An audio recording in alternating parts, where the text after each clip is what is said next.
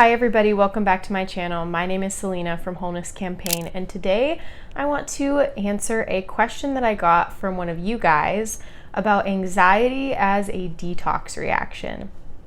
Now, the crazy thing about the gut-brain connection, and Dr. Natasha talks about this a ton in her book, is that psychological conditions can originate in the gut, and oftentimes do originate in the gut. And so when you look at a person to see whether they're physically healthy, you actually have to consider all facets of their being, also their mental health. And people have found that when they heal their gut, that their brain actually also gets healed in the process. I definitely have testimony to that with healing different concussion-related symptoms, but especially when it comes to anxiety, I think it's often overlooked that this can be a valid way of healing and addressing anxiety, as much as talk therapy and other kinds of treatment can be beneficial as well.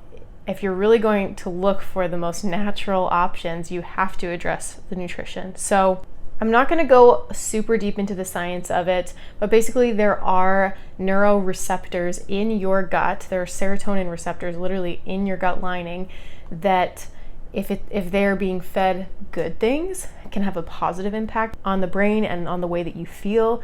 And if they're fed negative things, and if your gut is damaged, then it can have a negative impact on your brain. Because your hormones don't function separately from the rest of your digestive system, it is all interlinked. Your gut microbiome and the health of your gut lining actually plays a really key role in the health of your brain and your mental and emotional health as well. So the GAPS diet was really made for not just people with autoimmune diseases, but people who are unwell, people experiencing disease in any aspect of their body, whether it's their mental health, whether it's their digestive health, their immune system. In the Western world, we love to compartmentalize all of these different things and think that they are completely different, problems. And we really don't see how interdependent each of these systems are to each other. Now, as you all know, if you have been here on my channel at all, things can sometimes get worse before they get better when you're healing, at least when you're seriously healing yourself. Things can sometimes feel like they're getting worse before they get better, and this is because as your body detoxes, you can experience some symptoms actually just because of the detox process. Now, that doesn't mean that it's a bad process or that you should stop the diet or stop the detox protocol that you're on. It just means that you really should slow down and go at the pace that your body can handle. I will link a couple videos that I've done here on my channel where I talk all about detox reactions, how to manage them, what they can look like, and all of that. But really, because your microbiome makes up so much of your body, detox reactions or die-off reactions, where yeast or pathogenic bacteria are dying off and your body's trying to get rid of that, they can show up in a variety of ways. And anxiety is actually one of the ways that your body actually can express that it's having a detox reaction. I will give a little bit of my personal experience with this. When I first started GAPS, there were a lot of other factors going on in my life. I was in school full time, I was working, there were a number of things going on.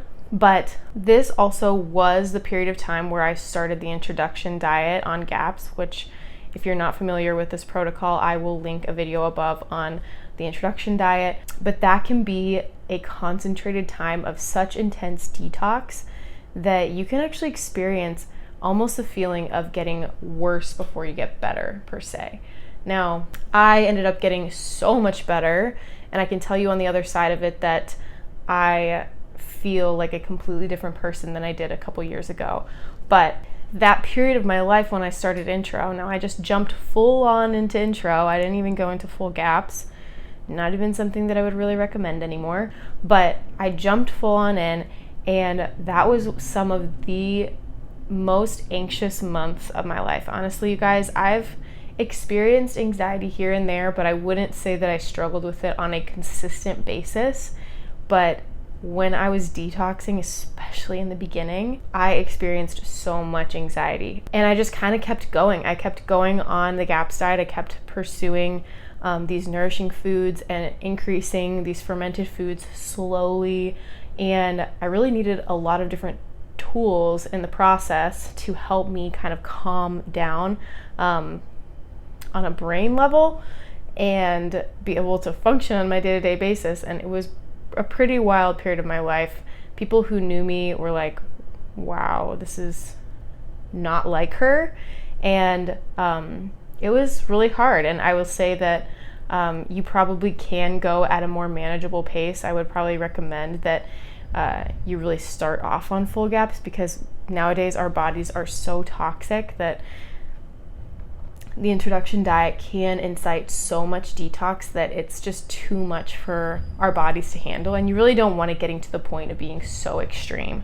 But it definitely can happen from time to time. I will say too that if you aren't on a very nourishing diet, you might actually notice that you react to certain kinds of foods, that certain kinds of foods can actually make your anxiety worse or better. That's something that I've noticed a lot as my husband's been healing. He's definitely struggled more with anxiety, and it's interesting, but you can actually oftentimes see these different food triggers, different triggers that really just that person's gut lining just is so sensitive to that it impacts their brain. And so if you're not on a nourishing diet, then it can feel like a roller coaster, and you feel totally all over the place, and like you can't even think straight, and you don't know what's causing what. But that's why I love GAPS, is because you can actually kind of track these things and pay attention and learn how to give your body what it needs in the long run, so that you aren't having to deal with the kind of anxiety long term.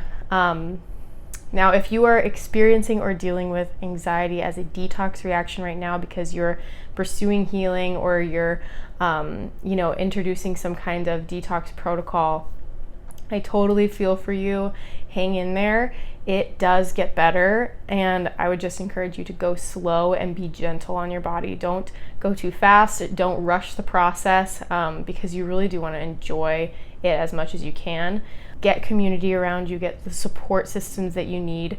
I definitely do not think that food should be the only way that you are supporting your body. I really do believe in all sorts of kinds of stress management practices that can be beneficial. Maybe I'll do a whole separate video on that. But take care of yourself, go slow and be gentle, and just know that on the other side of it, you can experience so much healing. So I have hope for you. I hope this video was helpful. Please comment below and subscribe to my channel if you got anything valuable out of this video. It is my passion to walk alongside people as they heal and grow. It inspires me and hopefully brings encouragement to you. Thanks for watching.